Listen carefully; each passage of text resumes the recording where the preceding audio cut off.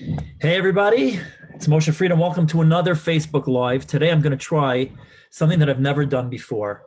So bear with me, I'm a little bit nervous about it. You know, in the past I've discussed different educational topics that I've experienced on my own, working with teachers and students and parents, and discuss certain articles online that I've seen that have had good advice. And today I actually want to go through with you this blog post by Edutopia.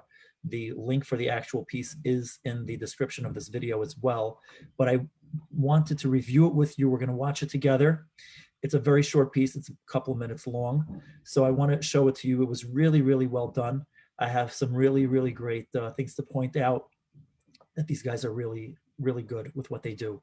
The production is great. The content is great. So I want to discuss that, but also to discuss, you know, one of the responses, one of the most common responses that I get from teachers, from parents, and that is, what you're saying makes so much sense, but it's easier said than done. And, you know, it has kind of become a mantra by me that everything that I say is easier said than done. That's just the way it goes when you're dealing with challenges. So, you know, the advice that they give, it's research-based. It doesn't need my approval. But like very often, it's easier said than done. So I want to discuss some of the challenges that teachers might have in trying to implement this advice and see how we can maybe overcome those. So let's watch the video together. I'm going to jump into a screen share, which usually my screen shares are of class stars, but today we're going to do a screen share, a little bit of a different screen share. Today's screen share is going to be of the Edutopia webpage. So this is the webpage, Edutopia, research-backed strategies for better classroom management. And here is the video. So let's watch the video together, and I'll make it a full screen. We'll watch it, and then we'll talk about it.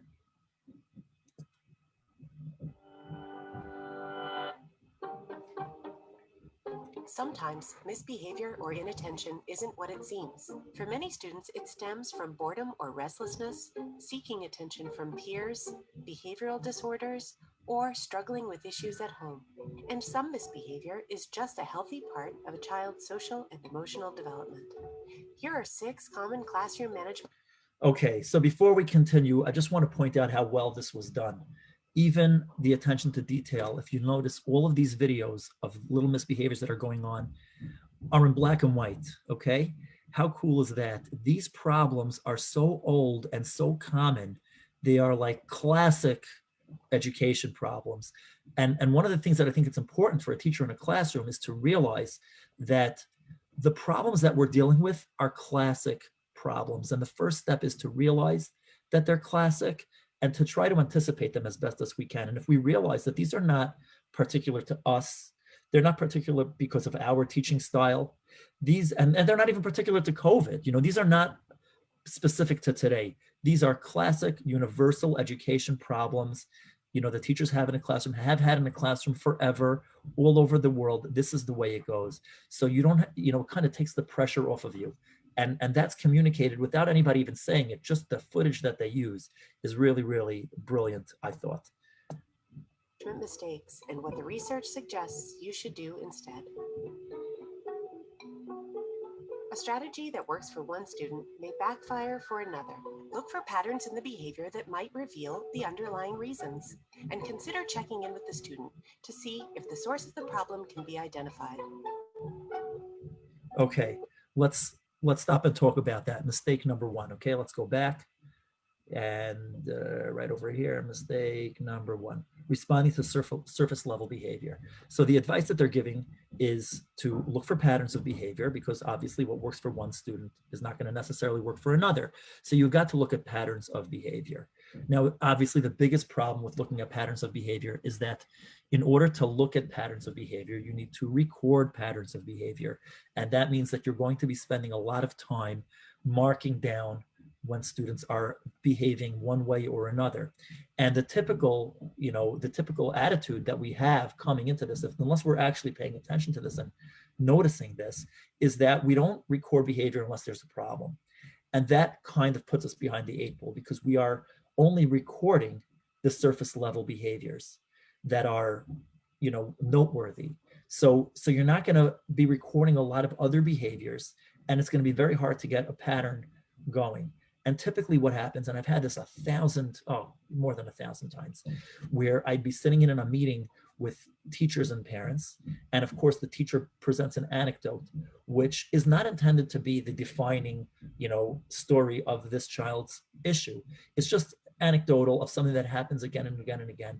And the parents right away poke holes in the anecdote, and they explain why it's not their child's fault or whatever this and that. And obviously it's the job of the parents to stick up for the child, but there needs to be a cohesion between the parents and the teachers, and if it's going to be worked out as teamwork. So in order to get these patterns of behavior, you got to be doing a lot of recording.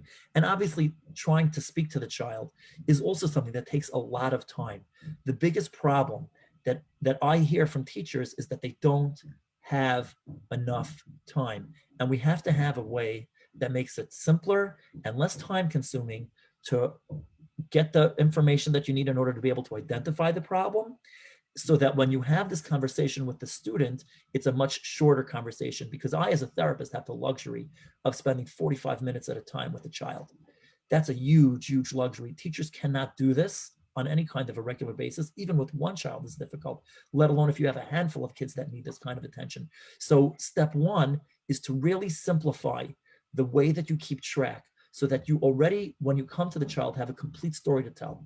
And then you can present the problem to the child and then find out what is the source of this problem. You need to obviously present it in a non-judgmental way, because the minute you start being judgmental of a child, we know what happens. The same thing that happens when somebody comes to us with complaints that are judgmental. We just shut down, we close up. So you need to have a really good, clear story. Come to the child with a clear story and in a non-judgmental way, and let's see if you can get to the source of the problem. So again, the challenge of suggestion number one is the time that it takes to do this and the way we present it to the child. Let's continue on to mistake number two. In a 2018 study, academic frustration explained student misbehavior 20% of the time. Students either didn't understand the assignment or it was too difficult, and misbehavior was an outlet for their disappointment. Okay, mistake number two. So again, academic frustration, assuming that it's not an academic issue. The goal of school is to learn, and kids that do well academically are going to, in general, again, there's always exceptions to every rule, but kids that are doing well academically are going to do well in other areas. They're going to be calm. They're going to feel at home. They're going to feel comfortable in the learning space when they're succeeding. Success is a very, very critical part. Now, obviously, this is a two-way street, because if a kid is having a behavior issue, let's say there's some stress going on at home, right? Like we discussed earlier, understand what's going on. Maybe the kid's having a stressful situation at home. Maybe there's something that has nothing to do with school that's making it difficult for this kid to behave. Eventually, enough misbehavior is going to lead to academic trouble. So this is actually a two-way street. Academic issues can be the cause for behavioral issues, and behavioral issues can be the cause for academic struggle, which will then in turn create this vicious cycle that continues to reinforce itself and get stronger and stronger, where the behavior makes the child struggle even more academically, which makes them act out even more, and they're trying to get attention. So again, just like in problem number one,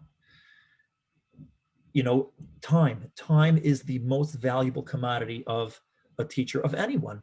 Our time is limited. There's only so much time in the day where, as teachers, we are way overloaded with responsibility, with work and things that we need to do. So let me jump out of here for a second while I'm talking.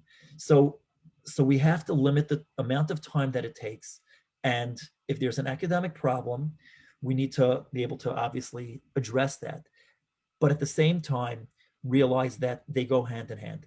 So you want to have this pattern of behavior is so important, like we spoke about in problem number one, this pattern of behavior and how you're going to keep track of the behaviors and how you're engaging kids academically, because sometimes certain kids get better academic engagement than other kids. And especially if a kid is uncomfortable, the first time you call on them, they're just going to be nervous that they're being called on in many cases, and they're not going to do well academically that way. And they need some warm up. They need to be brought into it a little bit better. So let's jump back into the video, and here we go. Let's jump back into it and see what Number 3 is confronting every minor infraction. Let's hear about it. You don't have to fix all misbehavior. In fact, trying to do so can actually make things worse in the long run.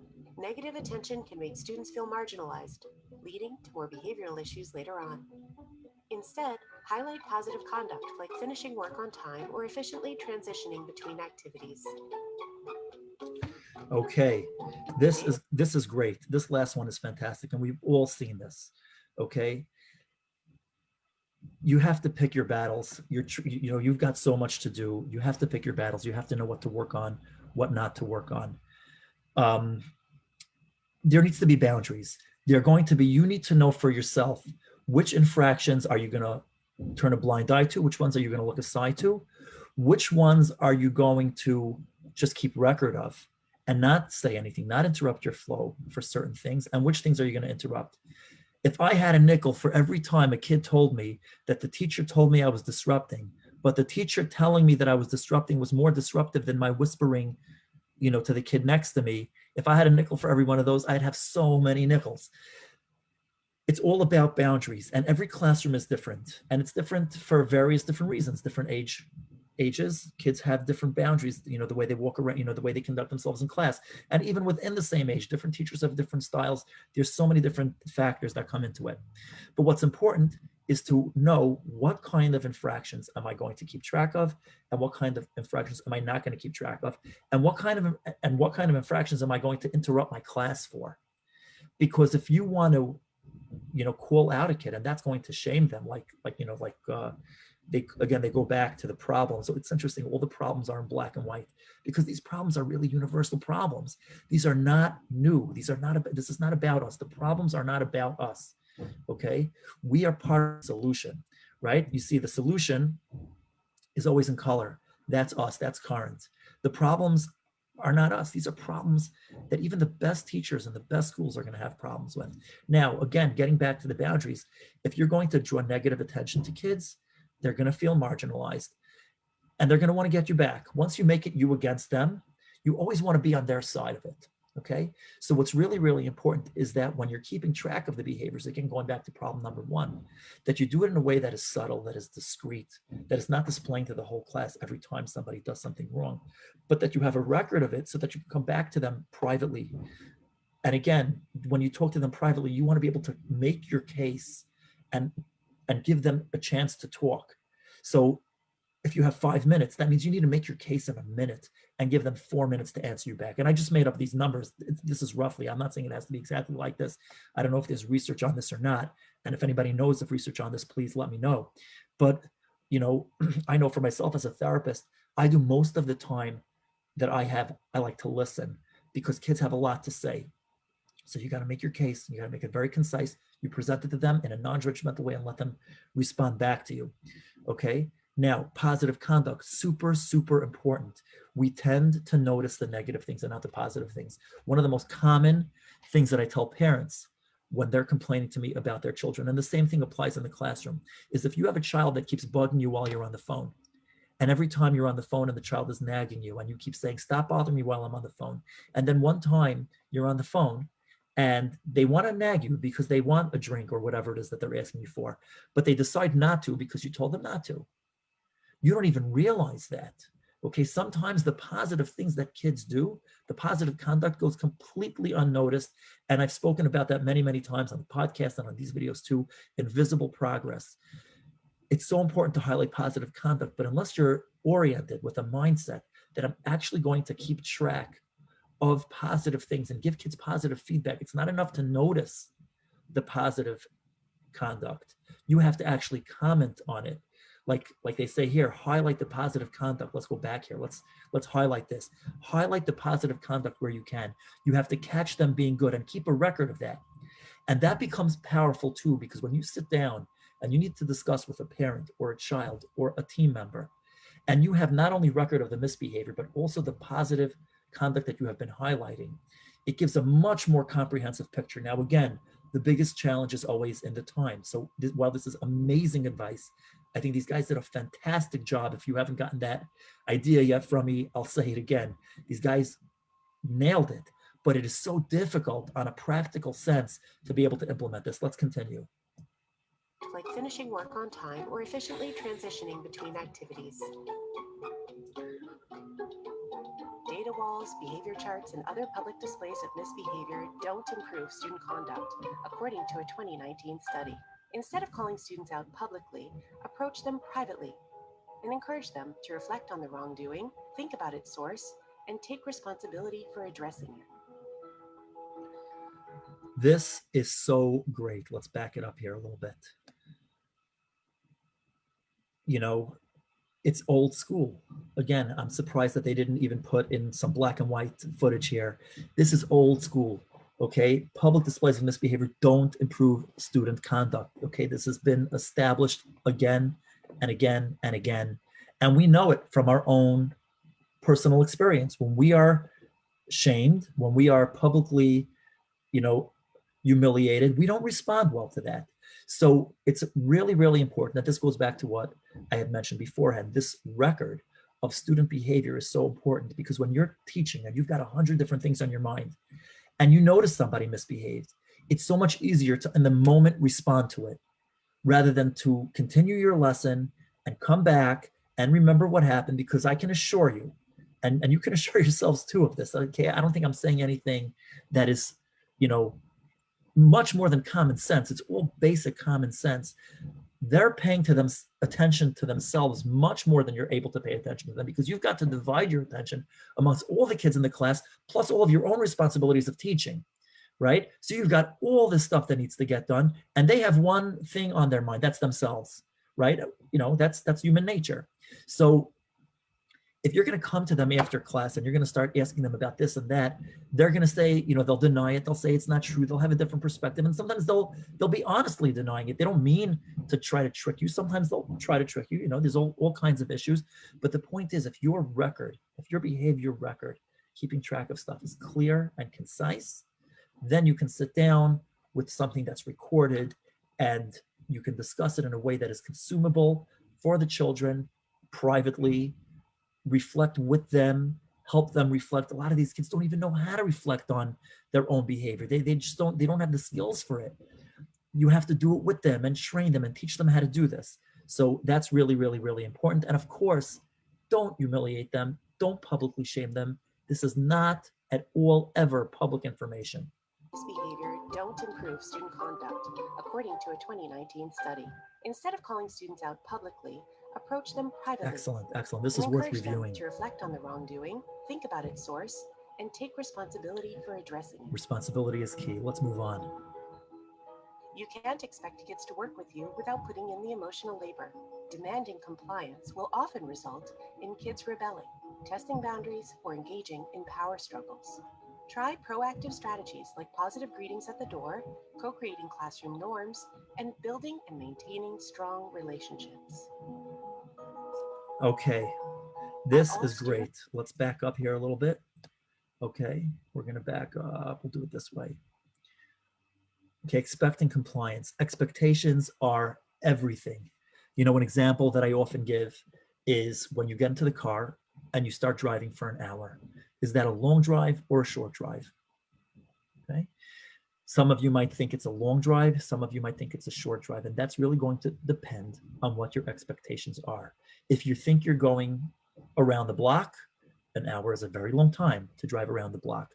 But if you think you're going interstate, if you're going over to the next state where it usually takes, let's say, 3 hours to get there, an hour is great timing. So expectations are key. You need to know what to expect, what kind of compliance to expect. Kids are always going to test boundaries. Kids are always going to push the envelope. And you have to understand that and work with them. And the more you try to go head to head with them, they're not going to comply. They're going to rebel. So again, you have the great black and white footage of the problem. Here you go. You can't expect kids to work with you without putting in the emotional labor. And the bottom line is, demanding compliance will result in kids. Here's really where I want to. Yeah, this is it. Okay, co-creating classroom norms and building strong relationships. Okay, co-creating classroom norms creates a sense of community where these kids get some autonomy, they get to be involved in it, and they take ownership. When kids make decisions, when kids put an effort into something, there's a sense of ownership there, and they want that to last. And relationships is key. Teacher-students relationships is the key here. Now, we all know, when we think back to our teachers that we had, the great ones are the ones that develop those strong relationships. And it's so, so important to develop those relationships. The problem is that if you're using traditional behavior modifications, there's no relationship building in behavior modifications. Okay, that is just an incentive program. Okay, I have an incentive relationship with my grocer. Okay, I go there and I need milk and I pay and I get milk. There's no relationship necessary for that kind of a transaction. And even if I buy milk every day, unless there's a person there that's greeting me, that's showing me that they care, they give me a warm smile, that can develop a relationship. But the token reward system does not create relationships. So we need to think of coming at this proactively in a way and with some kind of a system that actually builds relationships. And that's not so easy. Let's continue on to the next one. And building and maintaining strong relationships. Are all students being treated equally and fairly? Teachers often give Black students fewer warnings to correct their misbehavior, for example, when compared to their white peers. School systems must address broader discipline policies, but within classrooms, teachers can start by reflecting on their own implicit biases. They can also make it a practice to regularly review their disciplinary measures to see if there are areas for improvement. Okay, this one is at least as important as the rest. Let's back up here and talk about checking your biases, okay? Now, there are so many biases, and I know, and again, not to minimize one over the other one, but like they bring the research here that teachers often give Black students fewer warnings to correct their mistakes than their white peers. But it's not just a black and white thing. Even within groups, there are certain kids that just get more of the benefit of the doubt for one reason or another. It could be as simple as a kid looking cuter than another kid. Just like that, there are so many biases, and it's so important to make sure that each and every student is treated fairly. And the truth of the matter is, again, when our mind is taxed, when we have so many responsibilities and our attention is being pulled in so many different directions, it's really, really difficult it's really difficult to pay attention to this. We kind of go with our biases. We rely on them to kind of help us get through the day. And a great exercise of this, I had done this when I was in grad school. One of my professors gave us a link. I have to find it and I'll try to put it into the comments, where there's this actual implicit bias test where they give you different values and you go through these exercises and you see that you think for just a fraction of a second longer. That's how the bias plays out, and in a best case scenario. But if you're aware of it, you can check for it. There's this couple that I'm working with now where, they're on a second marriage, and I had worked with the husband in his first marriage. So I had a relationship with the husband from before his second wife came in. And now when they come in, I tell her this all the time. I'm concerned that I am biased towards your husband because I know him for longer. I worked with him in his first marriage. I want to make sure that you feel equally heard, equally supported, and let me know if you're getting any kind of sense that I'm being biased towards him over you. So it's just my self-checking on a regular basis what my biases are and making sure that the people that I'm working with don't feel that I'm showing any bias towards them, because the reality is that it's human nature for people to feel biased. Okay, it's when you, again, very often the reason why this conversation doesn't go well is because of, like what we discussed earlier, is because when you attack people in a very judgmental way about biases, we're not going to react well to that. So just like we need to be fair to the kids and discuss our complaints with them, or complaints, they're not behaving, discuss those problems with them in a non-judgmental way when we talk about not checking biases. And again, these guys did a great job with this video. Very, very non-judgmental. Don't check, if you don't check your biases, it's inevitable that you're going to be biased one way or the other. Okay, it's not something that you can lean too much to one side and, I won't be biased.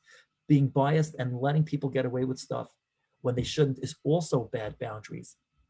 I've got this kid that I'm working with now whose parents own a school, and this kid grew up in that school, and the rules never applied to him because he was the head of the school's kid. And they didn't do him a favor this way. He has no boundaries now today. He's a teenager, and he's really, really struggles with boundaries.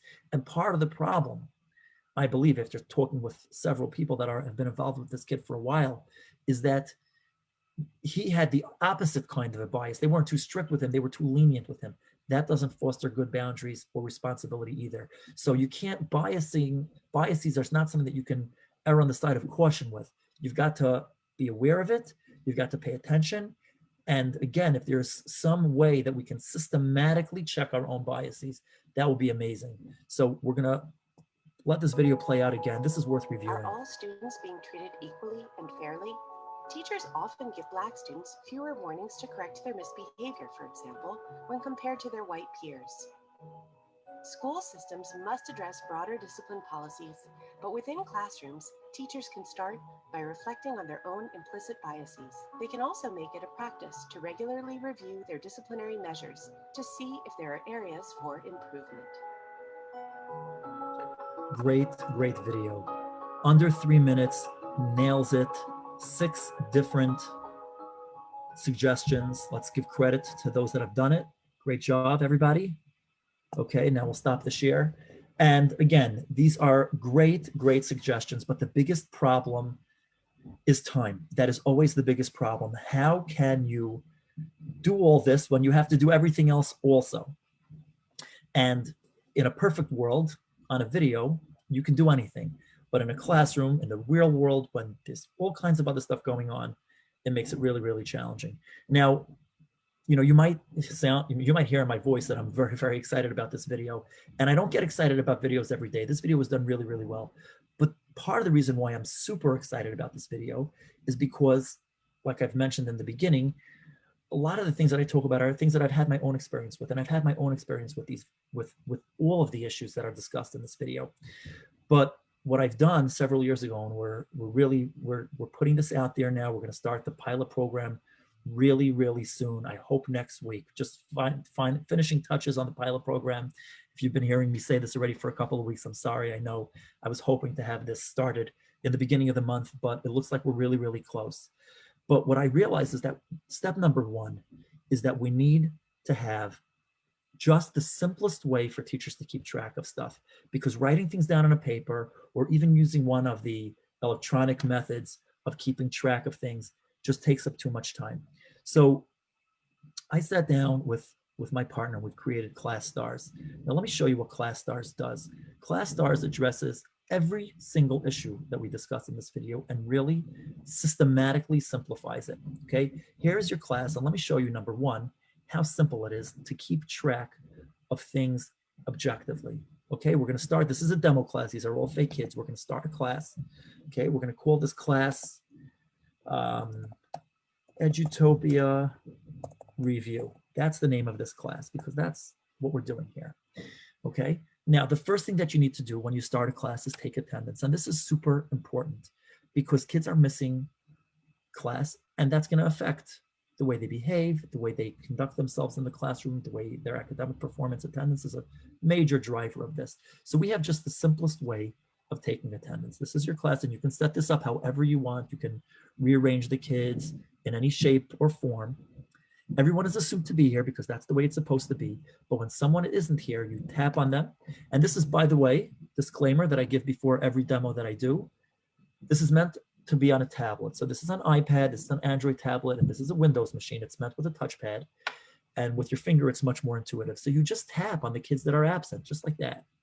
And you're just marking these kids as absent. When you're done taking attendance, you tap end attendance.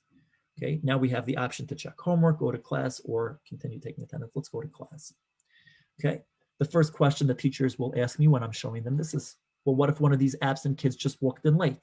If somebody that's absent, that was marked absent, walks in late, you double tap on them, and now you get this little pop-up where I can just mark them late or not absent if I made a mistake. we'll just mark Kennardly. And now his picture will unfade, and now he's here. Okay, now again, this is your classroom. This is set up to mirror your actual physical classroom. So it's very easy for you to, if you're standing in a certain place, and obviously you can move around the classroom, but you get a sense of when you're hearing things coming from different directions, where to go on the screen. Okay, so let's say someone is misbehaving, right? Now, in the olden days, you would have to take out your pen and paper and mark down that somebody misbehaved. And if you were clever, you would have some kind of a system where you would make a dot and you would kind of abbreviate the behaviors. Well, we also have a couple of systems to abbreviate it. And the real simple way is if you tap here and you make it a single swipe. And now let's just say that Sitara Sima here is sitting in the corner and she's misbehaving. All I need to do is swipe down on her picture, just like that. And I recorded with a timestamp a misbehavior. Now, there's no specificity in the misbehavior. I didn't say exactly what she did. I just said that she did something and it's timestamped. So everything goes according to the time. We have the time built in. I have the option also of rating the intensity or how disruptive this behavior was on a 5-point scale. Because when we're recording misbehaviors, it's critical to measure not only the actual behavior, but how disruptive was it? Because if a student is less disruptive than they used to be, they are making progress. And if you're not recording that, you're not going to be able to have that conversation after class. The best, most accurate description of the intensity is in the moment. When you start thinking about it afterwards, and there's research to support this as well. I don't want to get into that. It gets a little bit complicated, but you can check out Daniel Kahneman, Thinking Fast and Slow is his book, and he's got a ton of research about, and he's given a TED Talk on this as well, about how our memory does not always match up with the experience in the moment. So you want to record this in real time, in the moment. You have the timestamp automatic and the intensity. Now, the beauty of this is that if you want more, you can tap here on this little toggle button, and now these circles are filled in. Because now, let's say Colin is misbehaving. I swipe down on Colin, but it's not in single swipe mode anymore. Now I get this pop-up wheel where I can mark off that Colin was distracted, not seated, other, talking, unprepared, had some kind of a conflict, or was disruptive. So with just a swipe and a tap, I just recorded another layer of specificity. So it's not just that Colin was acting out, was doing something that he shouldn't have been doing. It's specific. He was being disruptive. And again, I can record how intense that disruption was on a 5-point scale. So this allows me to privately, without calling attention to the child, I can call attention to the child if it's warranted, but like we said in the video, you don't want to publicly shame them, but you want to keep track, okay? And you go through your day keeping track of misbehaviors just by swiping and tapping. It takes very little time. You can do it in a seamless way. You have this iPad or this Android tablet within arm's reach, and you see something going on. Again, if it's warranted for you to respond to the child, to react to the child, you can do that. If it's not warranted, you don't have to, but nevertheless, you have that record. Now, we also spoke about giving, highlighting positive conduct. Now, here's the thing. There's 2 kinds of positive feedbacks that you can give to a child. There is earned, well, let's say there are three kinds of positive feedbacks. The most powerful positive feedback is earned academic positive feedback. That means that if the child is succeeding at the task that you're teaching, so you're teaching a lesson, you ask the child a question that, if they answer it properly, demonstrates their competency or their mastery of what it is that you're teaching, and you give them positive feedback on that. That is, they succeeded at the task at hand. Then there are other positive feedbacks that they can earn, like we saw in the video, highlighting finishing work on time or doing something else, maybe having their stuff organized. It's not necessarily that they're succeeding academically, but they are succeeding living within the boundaries of the classroom that is appropriate. And then the third part is the non-earned academic, the entitlement. And every child is entitled to positive feedback. So we have the same single swipe when you give a child positive feedback, and you have to build this into your teaching routine, into your habit, the regular routine that you have when you're teaching. When you give a kid positive feedback, again, let's just demo the single swipe by tapping here. When you give a kid positive feedback, you just swipe up on the kid. And again, you can rate it on a 5-point scale. And when you get comfortable with that, you put it on full function. And now when I swipe up on a kid, I get this wheel. And I can either mark that I gave encouragement, which is unearned, it's an entitlement, or I can give them for good self-control, good active kindness, good decision, good effort, basic structural boundaries, good effort. It's non-academic, but it's something that is in response to that. Or I can give them academic positive feedback if they can demonstrate academic competency by swiping to the left. That activates the academic wheel. There is no single swipe for that because there is incorrect, because you also want to keep track of the actual academic formative assessment.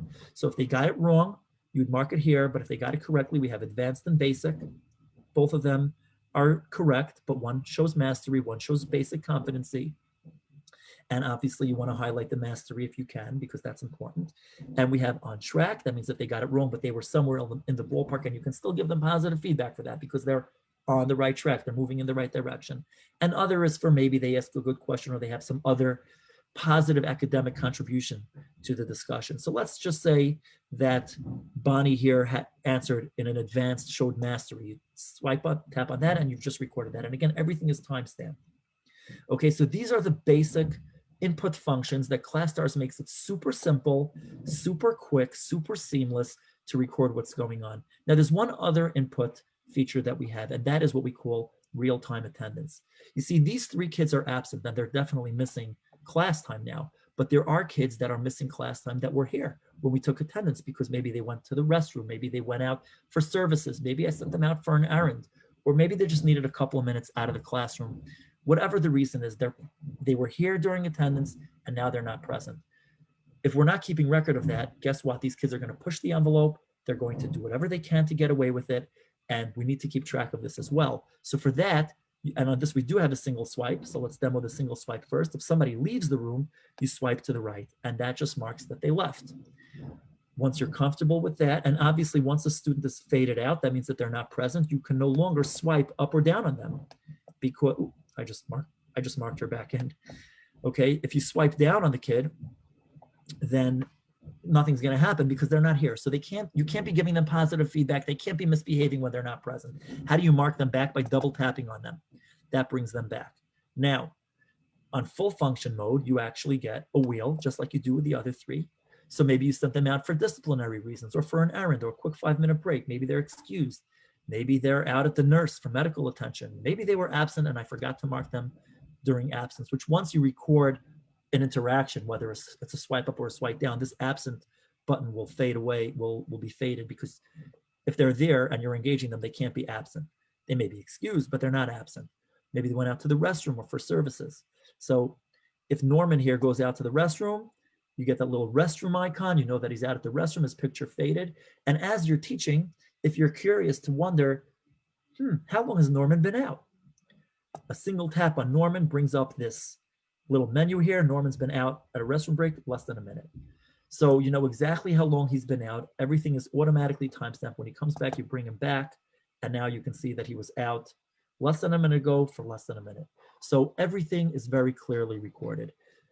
When you're done, when you get all these inputs down, you close the class at the end of the day, and now you come to the dashboards. And on these dashboards, you can actually see every single event that you recorded. And you can review it with the child and go through the patterns of behavior to see what's going on. So this is the overview dashboard, and this is meant for the teacher. Okay, you select the date range that you want to look at, and we'll just select all the dates, all the sessions, just to make it colorful. Until you gather enough data in a particular way, it's just going to be gray. It's got to be statistically significant. Okay, we're looking at Thursday, October 8th through Wednesday, November 18th. Okay, today's the 17th, so I'm not sure how we got the 18th, but basically up until today, including today. So the top icon represents the academic, the center icon represents the behavior, and the bottom one represents attendance. And this is a basic snapshot dashboard. This gives you the entire class, and it works in the traffic light colors. So if they're doing well, like Jess here is doing really well academically and behaviorally, but he's really struggling in attendance. His attendance icon is red. Yellow is when they're starting to slack off. So ideally, everybody should have everything green. And again, this is all sample data, so it doesn't really tell a story. This is how you just see how everybody's doing. And now if you want to drill down deeper, you tap on the behavior button up here. And now you're going to get a little bar chart next to everybody that's going to give you the counts of the positives both the green from the swipe ups and the yellow from the academic and the negatives. The down swipes is red and the orange is the incorrect academic. And if you tap on the bar chart, you get a little pop-up with the counts. So you can actually see what's going on. If you want to drill down, now, let me point out one thing. Let's say you want to review this with a student. You don't want to show a student all the kids in the class. That's not right. You want to protect their confidentiality. We have a show one button over here that on the menu, you tap on show one, it makes everybody's disappear except for the one student that you're looking at. You want to show another student, you tap on that student. You want to show a different student, you tap on that student. So it actually makes everybody's disappear. Now it does show you this 2-day meter, which we didn't talk about beforehand. I'll mention it now. Let's take it off of show one. Let's show everybody's. Okay, in the classroom, we only show you 2 things. We show you the 2-day meter. Okay, every time you swipe up, every time we record a positive feedback, this meter is going to go up. And this meter, you'll see here that Bonnie's got it about halfway, Adella's got it about halfway, Kenner's got it a little bit more than halfway. There are 7 notches in this meter, and this keeps the last 2 days of positive feedback because you want to make sure, and again, you talk about checking biases, there are teachers that tend to call on specific students all the time. The way you know you're calling on everybody is by looking at this meter, because this is the meter that actually shows the positive feedback that you're giving to every kid. So when you make sure that everybody's getting a fair amount of positive feedback, you know you're engaging everybody equally in a positive way. That is tier 1. Every child in the classroom should be getting the same amount of positive feedback.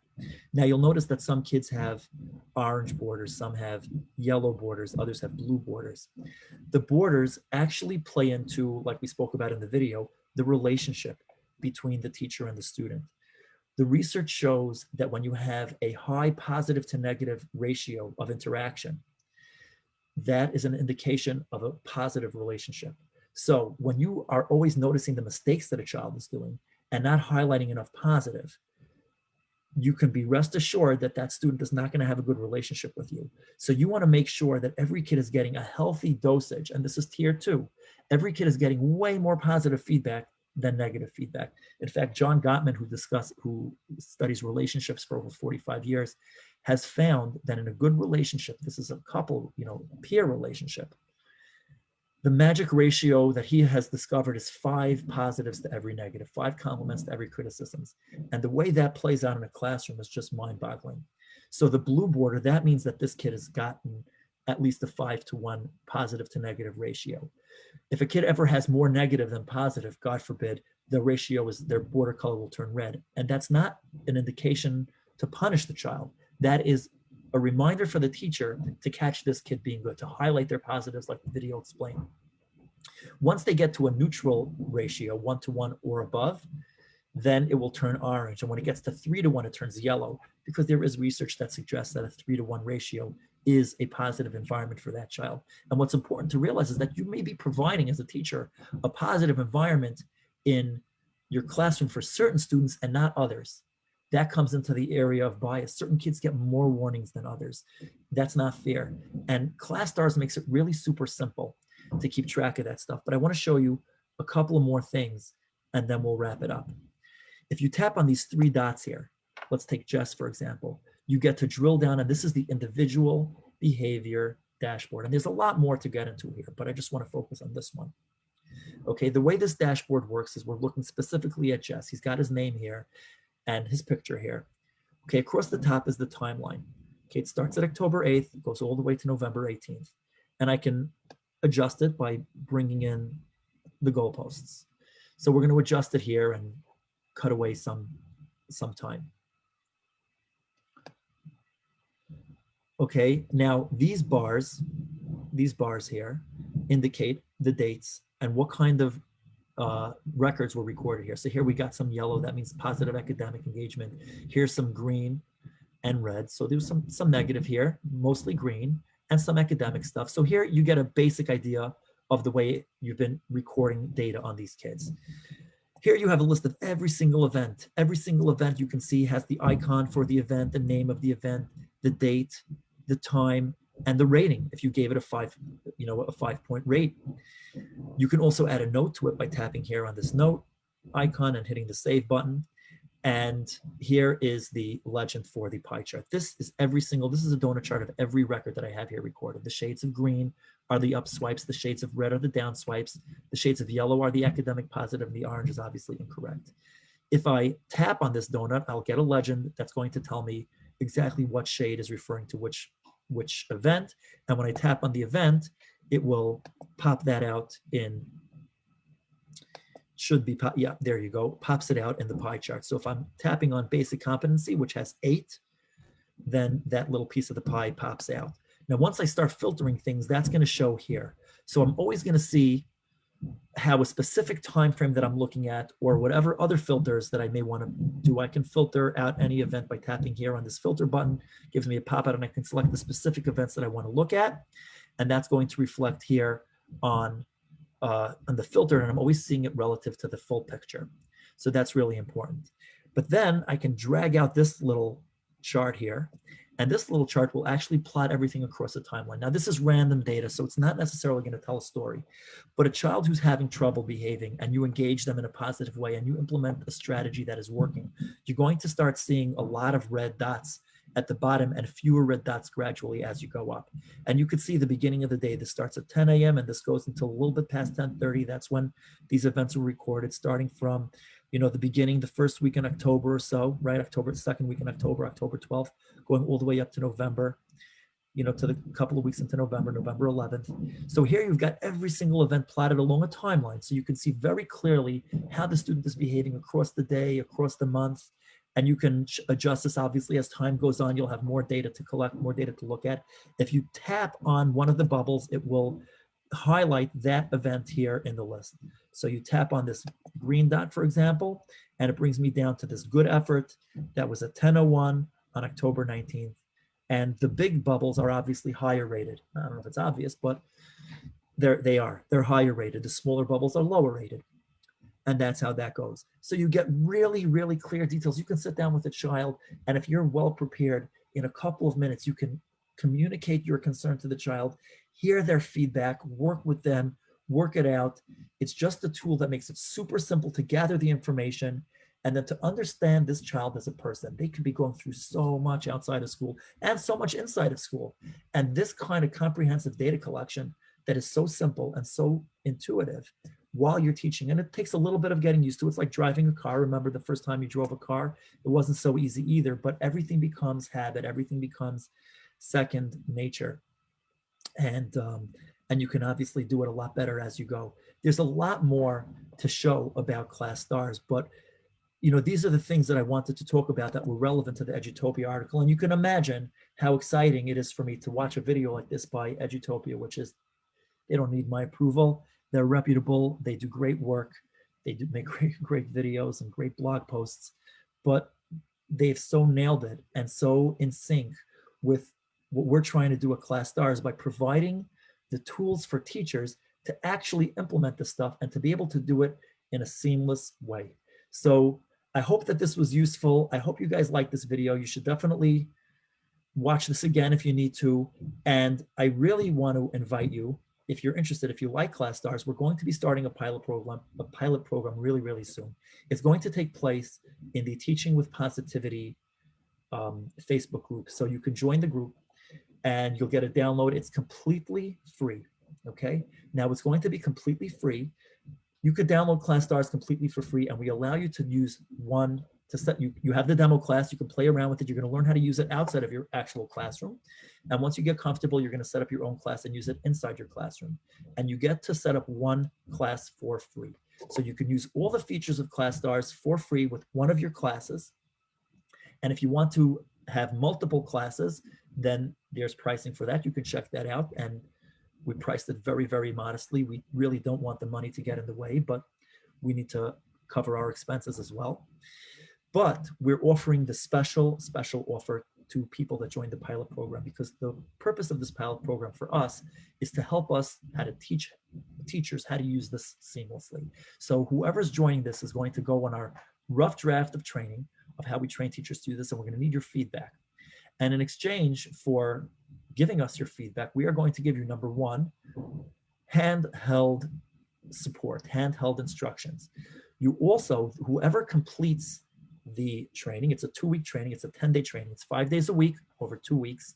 Whoever completes it will get a full year subscription to the full program of Class Stars with all the highest level of Class Stars that you can get.